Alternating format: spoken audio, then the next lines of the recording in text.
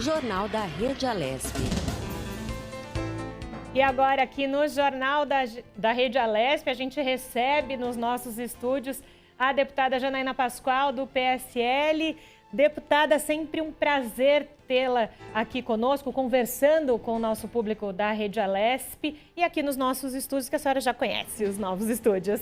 Obrigada pelo convite, desejo uma boa semana a toda a equipe da Rede Alesp, a todos que nos acompanham também. Semana dura, né? Semana de embates. Eu passei o feriado conversando com colegas sobre a necessidade de a casa tomar um pouco as rédeas do que vem acontecendo no nosso estado. Quero deixar muito claro, e todo mundo sabe, que eu não sou, nunca fui uma negacionista, né? Eu reconheço a gravidade da doença que nós estamos enfrentando. Tenho pedido e aproveito essa oportunidade para implorar que as pessoas tenham um comportamento responsável, né? Que usem a máscara. Eu só tirei a hora que eu entrei aqui, né? Mesmo na tribuna eu tenho feito uso da máscara constantemente. Levem seu alquinho, evitem aglomeração. Então esse comportamento responsável, ele é determinante mesmo com as vacinas. Então assim, eu não sou uma negacionista. Apoiei, né, abertamente o primeiro fechamento determinado pelo governador. No entanto, aquele fechamento fez sentido. Né? Por quê? Porque nós precisávamos de tempo para preparar o sistema de saúde para podermos entender o que é que nós estávamos enfrentando.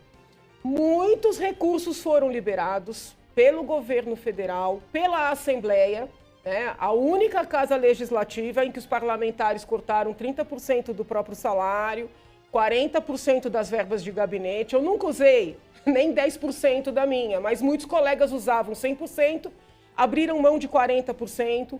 Nós liberamos o fundo da Alesp, muito dinheiro foi liberado, né? O governo entendeu, por investir em hospitais de campanha, que ficaram muito aquém da sua capacidade e foram desmontados em 2 meses de uso. Desde o primeiro momento eu disse, invistam nos equipamentos permanentes, invistam nos hospitais que já existem. Não concordaram comigo, eu respeito. O problema é o seguinte, agora decidiram, porque o sistema de saúde, eles dizem que não tem condições de absorver a segunda onda, fechar tudo de novo.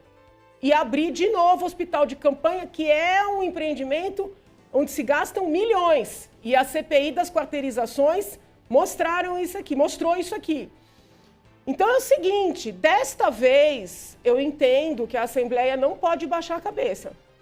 Eu conversei com colegas de vários partidos, obviamente numa casa democrática alguns concordam, outros discordam, mas eu aproveito esse espaço aqui para convidar aqueles colegas que entendem, né, que é um abuso de autoridade fechar os estabelecimentos, levando a uma demissão em massa, a uma quebradeira em massa, né? A destruição do estado de São Paulo. Aqueles colegas que vêm dessa forma, eu peço que me procurem, porque eu quero montar uma comitiva para nós conversarmos com o governador respeitosamente. Eu não estou aqui dizendo que ele não tenha boa intenção, não é isso.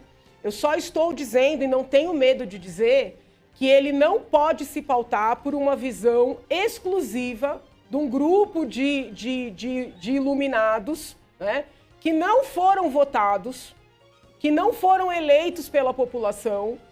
Ele tem que ouvir os parlamentares, ele tem que ouvir, e as decisões não podem ser tomadas exclusivamente sob um aspecto. Né? Nós temos aí um aumento nos índices criminais, assaltos aumentaram, homicídios aumentaram, nossos jovens estão ociosos, passíveis de serem cooptados pelo crime organizado.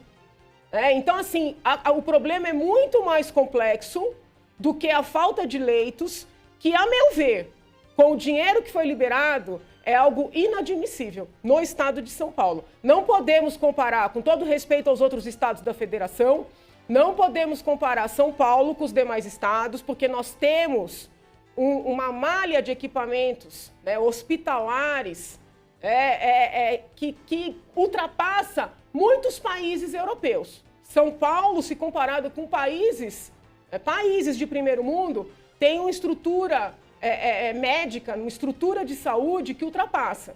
Então, quebrar todo mundo para dizer que vai faltar leito, depois de todo o dinheiro que nós liberamos, é um argumento que não me convence. E justamente, deputada, na semana que vem, estávamos falando agora com a Priscila, retomam os trabalhos aqui na LESP, né? Aqui dentro, como a senhora disse, né? A senhora e os outros deputados estão trabalhando também nesse período, a senhora já conversou com alguns. Semana passada, aqui no Jornal da Rede Alesp mesmo, o deputado Vinícius Camarinha falou de uma possível CPI pró-vacina, enfim. A senhora acredita que a partir do dia 1º de fevereiro, nas discussões em plenário, a pauta será vacina e destinação de verbas? Dentro disso que a senhora está falando? Não, a pauta tem que ser impedir que o governador atue pela própria cabeça e com base no que dizem 6, 7 iluminados. Entendeu? Nós fomos eleitos. Entendeu? A pauta tem que ser essa. E eu acho que não dá para esperar 1º de fevereiro. Tem que ser já. Entendeu? Eu convoco os colegas, convido os colegas a refletirem sobre a irracionalidade que nós estamos vivenciando. Né? O negacionismo do presidente da República é inadmissível. Falei isso desde o primeiro momento. Então não tem nada a ver com bolsonarismo, dorismo aqui, não tem nada a ver. Aliás, essa dualidade está acabando com o país. Agora, olhar apenas para a questão, né, do sistema de saúde, que me parece uma ficção, porque foi muito dinheiro liberado e as escolhas foram mal feitas. Né? Esquecendo a manutenção de empregos, esquecendo a manutenção de estabelecimentos, entendeu? Esquecendo o impacto que isso vai ter na criminalidade. A Casa Legislativa não pode ficar calada. É muita subserviência, entendeu? E eu tenho conversado com colegas da base que me deram razão reservadamente. Agora eu estou pedindo que eles se manifestem publicamente. Porque não adianta só falar no reservado. É necessário ter uma frente, efetivamente, que não é para atacar o governador, hein? Eu não estou aqui falando contra, não tem nada de partidarismo aqui, mas é para ajudar a tomar as decisões. O quadro é muito sério, o contexto é muito complexo, nós não podemos ficar discutindo apenas aquilo que o governador entende que nós temos que discutir. Vai muito além de vacinas.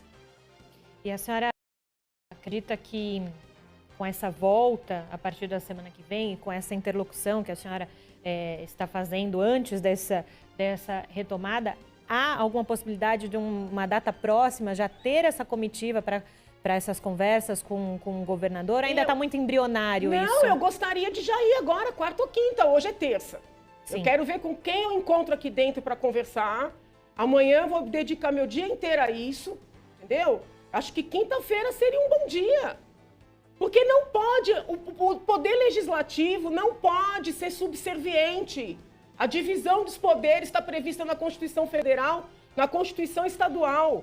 Eu tenho legitimidade para falar porque eu não sou negacionista, eu estou desde o princípio apoiando as medidas, nós liberamos muitos dinheiros, entendeu? E agora tem alas de hospitais sendo fechadas, cortou verba da saúde. Que prioridade de saúde é essa? Com um monte de corte e fechando estabelecimento para a gente ter demissão em massa. O que é isso? E ninguém pergunta. E os deputados ficam calados. Fecha isso aqui, caramba! Outra questão muito em voga, deputada, dentro da sua fala também, é essa questão da vacinação, né? Que acabou ficando, de um certo modo, polarizada. Qual que é a sua visão sobre essa questão de vacinação e o quanto também, nesse sentido, os parlamentares e a volta aos trabalhos dos parlamentares pode ajudar nessa questão de vacinação aqui no estado de São Paulo? Não pode ter visão fechada, entendeu? Então, assim, a vacinação é importante, eu defendo a vacinação, sim, mas nós não podemos ficar parados esperando 1, 2 anos até todo mundo ser vacinado, entendeu? Então, a gente tem que trabalhar em várias frentes. Primeira frente, a prevenção pelo comportamento. Cadê o decreto revogando o carnaval, inclusive o feriado? Porque quando mantém o feriado, vai todo mundo para a praia. Então, as ações são muito incompatíveis, são muito irracionais. vamos cancelar o carnaval, entendeu? O povo tem que se conscientizar que não pode ter bloquinho, que não pode ter balada, que não pode ter desfile, não pode ter aglomeração. Isso é um comportamento responsável preventivo. Ao lado, ou seja, vamos trabalhar para ter mais vacinas, diferentes vacinas, distribuídas com mais agilidade, né? E as pessoas que já estão doentes, vou repetir, as pessoas que já estão doentes, não estou falando de distribuir remédio para evitar Covid, porque não existe remédio que evite Covid. As pessoas que já estão doentes precisam ser tratadas com os medicamentos que vêm sendo aplicados desde o início da pandemia com sucesso, porque hoje ninguém pode mais falar isso aí, né? Com sucesso. Hoje mesmo a OMS reconheceu a importância dos anticoagulantes no tratamento da Covid. Pessoas já doentes, não é prevenção, doentes. Hoje a OMS reconheceu. Eu me curei com coagulante em março. Quando eu falava em entrevista, um monte de gente me escrevia que eu estava falando contra a ciência. Que brincadeira é essa? Agora, a OMS está atrasada e o que os nossos médicos fazem com sucesso fica proibido pela grande imprensa? O soro que o Butantan desenvolveu. Butantan é referência mundial para soro. Por que todo mundo se apegou às vacinas, que são importantes, e ninguém fala do soro? Será que é porque o soro é barato? Será que é porque não tem grande laboratório por trás? Eu não sei. Eu quero entender a lógica. Entendeu? Eu quero entender por que não tem autoridade brigando por esse soro. Só eu. Já oficiei Butantan, já oficiei Anvisa, eu já leio nas redes, falo em todas as entrevistas. Hoje um jornalista, com a graça de Deus, fez um texto no jornal agora. Entendeu? A gente tem que entender, porque assim, para vacina, teve uma correria danada, tudo pode, porque é emergência. Um soro, não. Entendeu? E o soro, ele é aplicado em pessoas que já estão doentes. Nós estamos perdendo vidas abaciadas. Vamos tentar usar esse soro num ambiente controlado, hospitalar, hospital universitário, acompanhado por equipes com capacidade de atender. Então, assim, é uma rapidez para umas coisas, para outras não. Então, aí eu começo a discutir se o interesse é mesmo a saúde. E a senhora, desde o início da fala, tocou num ponto central de consciência, né? A senhora abriu a sua fala falando justamente dessa consciência das pessoas de se adequarem a essa nova realidade do plano que foi determinado, das localidades, apesar, né, dos pesares que a senhora elencou agora. Mas nesse momento, trabalhar com a consciência das pessoas que às vezes não entendem os pormenores da situação, não é mais difícil? Não, mas esse é o nosso papel, entendeu? Esse é o nosso papel, é olhar para as pessoas e dizer, olha, a doença é grave, a doença existe, porque ainda tem gente que acha que não existe, a doença existe, a doença mata pessoas nas mais várias faixas etárias, a doença deixa sequelas. Inclusive recebi um e-mail este fim de semana de um professor da rede pública, noticiando que um colega dele está internado, né, num hospital. Poxa vida, queria lembrar o nome do hospital agora, mas é um hospital público, eu vou inclusive falar na ouvidoria agora, saindo daqui.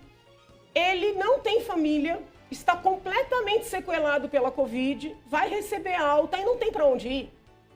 Então, assim, são problemas gravíssimos que nós estamos enfrentando, em virtude de uma doença nova que está desafiando o mundo. Então, assim, não é razoável que as pessoas, por questões de política, sigam, né, se negando a adotar comportamentos preventivos. Eu ouvi de pessoas, eu tenho que viver. Se não tem festa em São Paulo, vou para o Rio de Janeiro participar de festas. Desculpa, é um comportamento que prejudica a própria pessoa, a sua família e a coletividade. Então, em nenhum momento eu fui negacionista. O que eu não posso admitir é que as decisões sejam tomadas sem olhar o todo. A senhora falou agora sobre essa questão econômica, né, de fechar novamente comércios e serviços. Eu gostaria da análise da senhora com relação à volta às aulas, que é uma preocupação de muitos pais, preocupação também dos professores. Muitos sindicatos também pediram para que os professores pudessem ser vacinados antes, para essa retomada. O problema é o seguinte, se houvesse as vacinas, eu defenderia a prioridade dos professores, tá? Então, não estou contra esta prioridade. Entendo, sim, que merecem todo o nosso respeito, toda a nossa atenção. O problema é o seguinte, não há vacinas suficientes. Eu até tenho uma visão diferente das prioridades que estão sendo dadas. Eu acho que os mais idosos que podem ficar nas suas residências não deveriam ser os primeiros a serem vacinados. Eu falo isso sabendo que vou apanhar, entendeu? Mas nós teríamos que vacinar aqueles que estão no fronte, os que estão na rua, entendeu? Mas tudo bem, entenderam de outra forma, né? Eu respeito. Não temos vacinas para os professores agora. Voltar em novembro, em dezembro, quando os professores diziam, não tem sentido, já foi o ano inteiro, voltar agora para depois parar, eu concordei com os professores, não tinha racionalidade. Mas não voltar agora também não tem racionalidade. Por quê?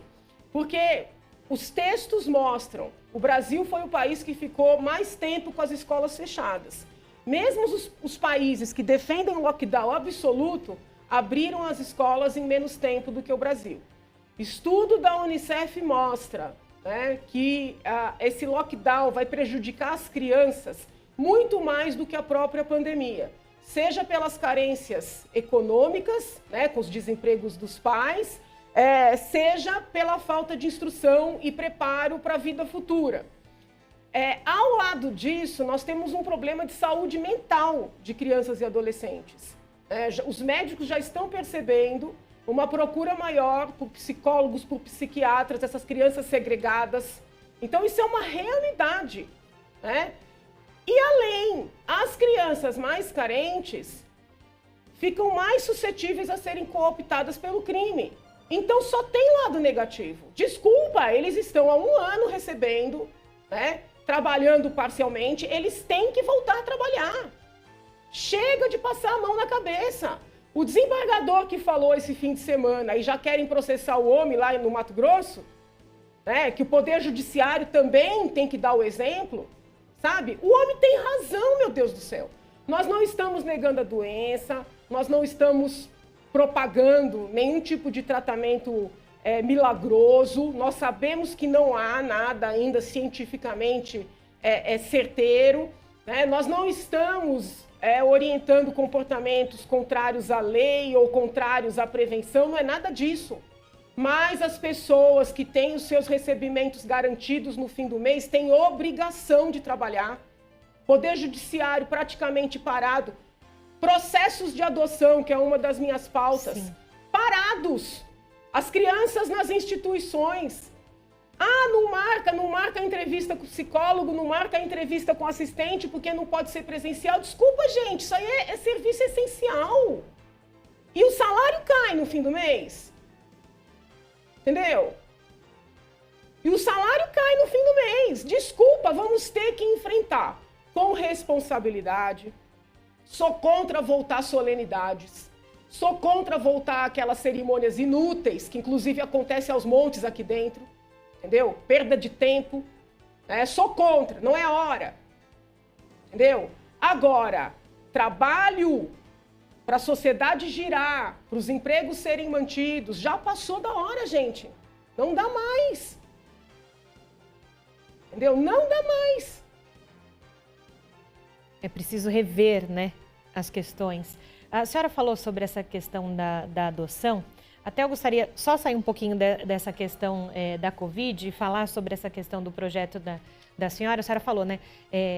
Se antes as famílias já estavam, talvez, desestimuladas pela demora, né, nessa questão, pelo que a senhora disse agora, com essa questão da justiça que paralisou muitas questões, ficou um pouco pior essa situação das crianças que ficam, entre aspas, né, ali esperando o momento de ter uma nova família. Não, e vão, eu sei que todo mundo ri quando eu falo isso, mas essas crianças vão envelhecendo nos abrigos, nas famílias provisórias, que são as acolhedoras. E ao envelhecerem nessa situação transitória, elas têm menos chances de serem adotadas, né, que aí é uma situação definitiva. Então, assim, não é possível. A Constituição Federal coloca a criança como prioridade absoluta. E as políticas públicas no país parece que fazem o contrário. Sabe? Criança não é prioridade. Os processos de adoção tinham que estar a todo vapor nesse período, até para desinstitucionalizar. Está tudo parado. Então, assim, o desembargador que está sendo metralhado pela imprensa, e eu já vi, eu não sei se foi a ordem ou foi um grupo de advogados querendo processar o homem tem razão.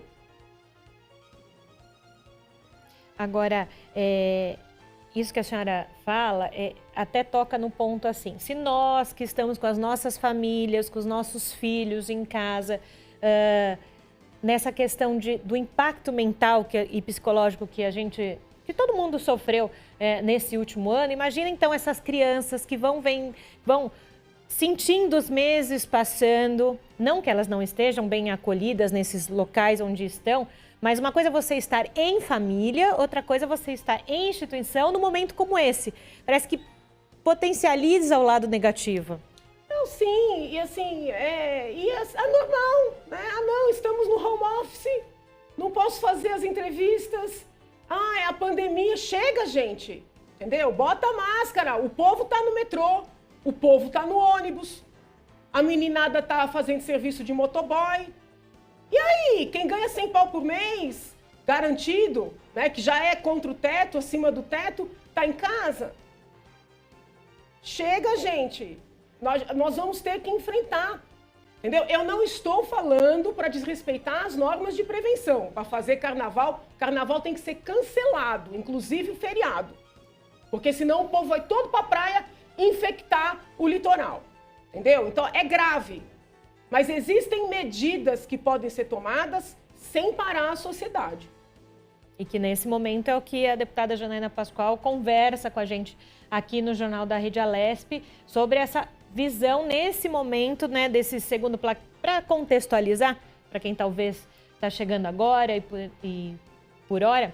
Na última sexta-feira, o governo do estado de São Paulo reavaliou a questão do Plano São Paulo em todo o estado. O que acontece agora? De segunda a sexta-feira, das 8 da noite às 6 da manhã, nós estamos na fase vermelha, onde só os serviços essenciais elencados no plano podem funcionar. E de sábado e domingo, a partir desse sábado e domingo, só os serviços essenciais podem funcionar. Então, grandes comércios, shoppings e afins, academias não podem funcionar nessa fase vermelha. Outras cidades do estado de São Paulo, durante o dia, entre 6 da manhã e 8 da noite, ou estão também na fase vermelha, porque voltaram, ou estão na fase laranja, que tem aí uma diminuição de tempo aberto e também de pessoas dentro dos locais. É por isso que a deputada Janaína Pascoal está aqui com a gente no Jornal da Rede Alesp, colocando para vocês aí em casa qual é a visão dela deste momento. Se a lógica é não aglomerar, estende o período de funcionamento, não restringe, entendeu? Restringe o período de funcionamento das academias. Ué, a tendência é aglomerar. Estende o período. Deixa funcionar o tempo que quiser, 24 horas. Vai pulverizar. Então, assim, é tudo feito contra a racionalidade.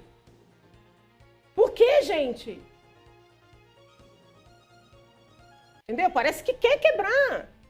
Eu não paro de receber e-mail de professor de educação física, professor de academia desempregado. Não estou fazendo aqui um discurso pró-estabelecimentos, né? Porque vai vir algum maluco dizer pró-capital. Não, é pró-emprego. É pró-povo. Entendeu? Porque é fácil defender o povo que tem salário garantido. Entende?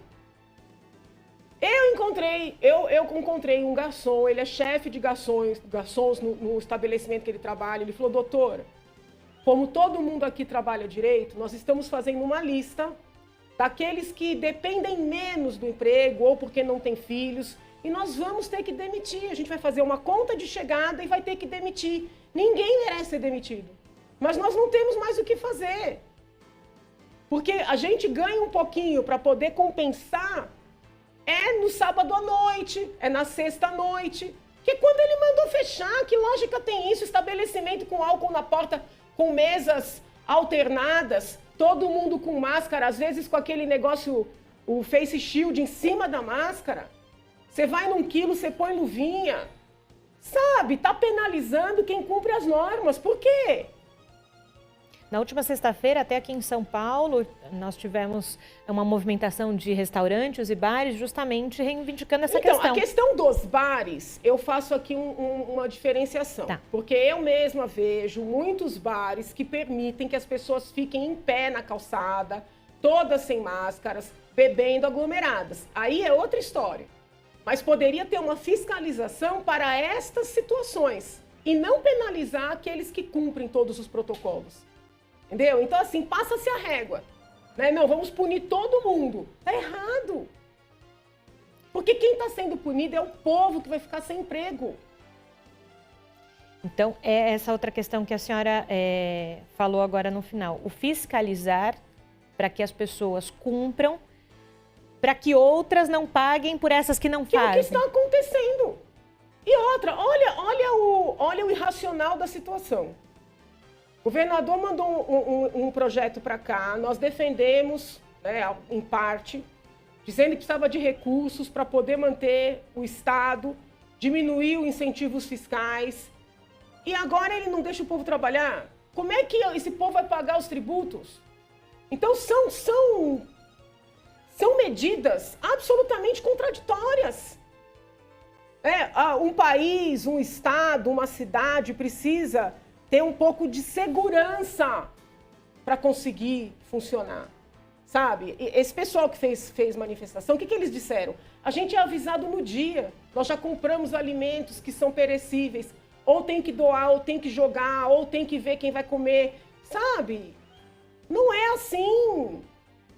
Não é assim. Esta casa precisa se posicionar. E, deputada, daqui a pouco tem uma coletiva do governo do estado de São Paulo, eu preciso encerrar com a senhora, Claro. Mas eu agradeço imensamente a sua contribuição aqui. A deputada tem sempre canal aberto aqui na Rede Alesp e conversa muito com você que está em casa sobre essas questões. Mas para a gente finalizar, gostaria que, apesar desse momento difícil que nós estamos passando na economia, na saúde, o que a senhora imagina para 2021 e como as pessoas podem contar com a senhora, então, esse ano aqui no Parlamento? Podem contar com uma pessoa independente.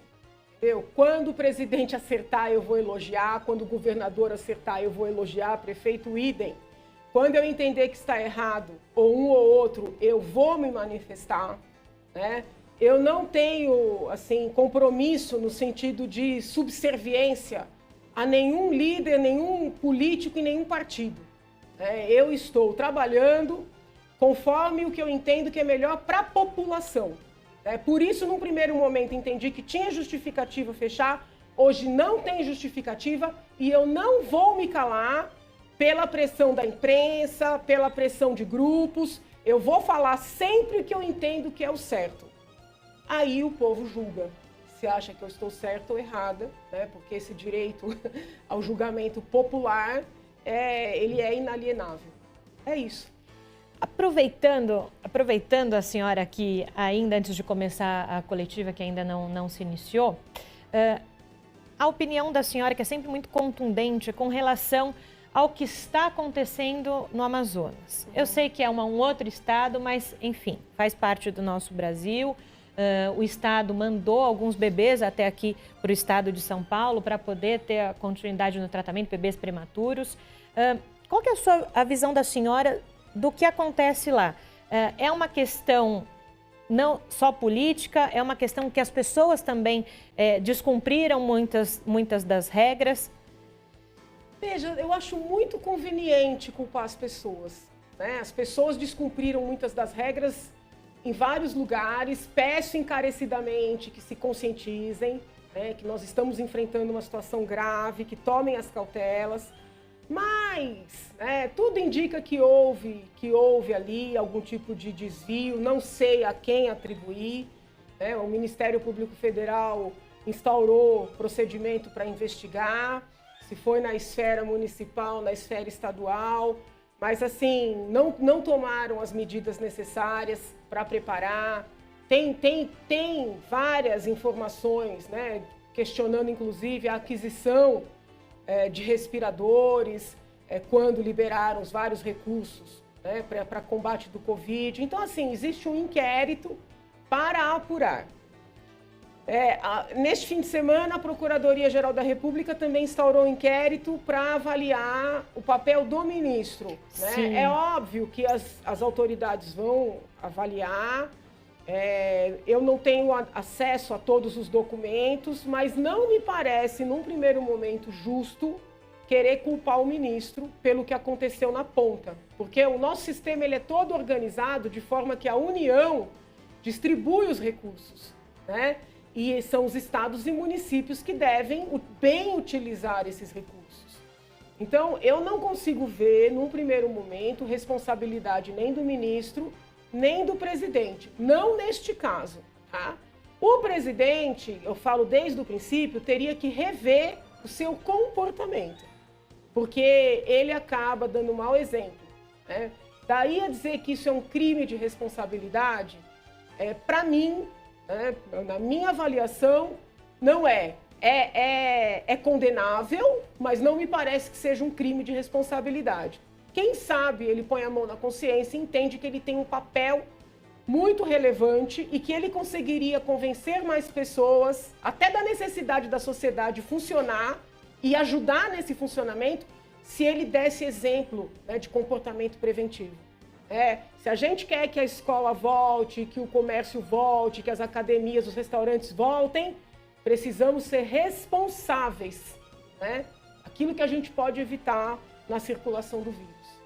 Perfeito. Então, agradeço novamente a deputada Janaína Pascoal pelos seus esclarecimentos, suas atribuições aqui hoje no Jornal da Rede Alesp. Sempre muito bem-vinda, deputada. Obrigada.